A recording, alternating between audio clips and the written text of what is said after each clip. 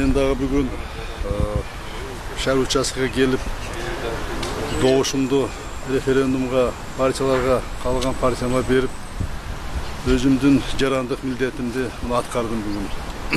Анан мәлі түсінтірам, қоғамшылықта, сіздерді, журналистерді, сіздерді маға экс-президент қатары сұраулар көп, абдан көп сұраулар. Анымен мендерге айтылған арқыл ойларды, айтылған сын пікірлерді ұғып атам, көріп атам, ой жүгіртіп атам, аларды анализдеп жатам. Әлбетте, менде дағы айта тұрған сөздер абдан көп. Бирок, азыркы кырдаалда мени сүйлөп, саясатчылар менен талаш тартышып, ана диалогко аралашканыма караганда, мен унчукпай турганым биздин өлкөгө пайдасы чоң болот да. Эмне үчүн дегенде, мына өзүңөр көрүп турасыңар, билип турасыңар, саясий туруктуулук өлкөбүздө жаңыдан мына бекемделип келатат. Менин айтканым дегеним бул таасир этпей коет, таасир этет. Саясий чайкоочулук кылуучуларда жок эмес. Мен ошого жол бербейин деп атам да, жол бербейин деп ушунчукпай турам. Мен жөнүндө кандай жеке мен жөнүндө айтылған сөздөр, айтылған ойлор кандай десе дагы мен аны көтөрөм, чыдайм. Эмне үчүн дегенде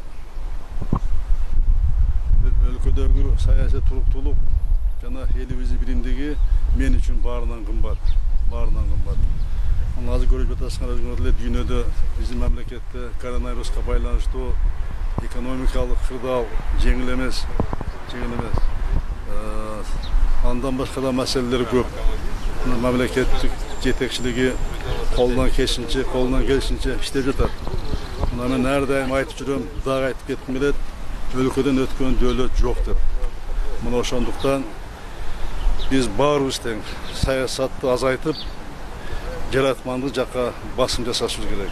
Биз болгон күч аракетибизди, мүмкүнчүлүгүбүздү ошо жаратмандыкка арнашыбыз керек да. Анан менин көбүнө унчукпай сүйлөбөйт дейт. Мен унчукпагам негизи себеби мына ушул.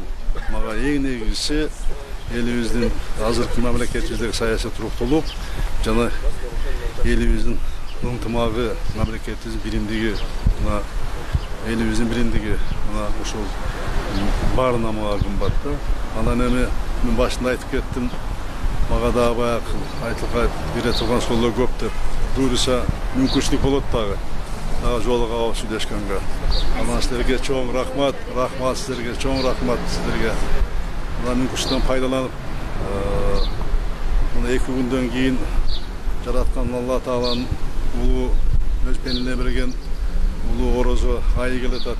Ошол орозо айы менен баардык кыргызстандыктарды, баардык мусулмандарды чын дилимден, чын жүрөгүмдөн куттуктайм. Ошол орозо кармагандарга орозолору кабыл болсун.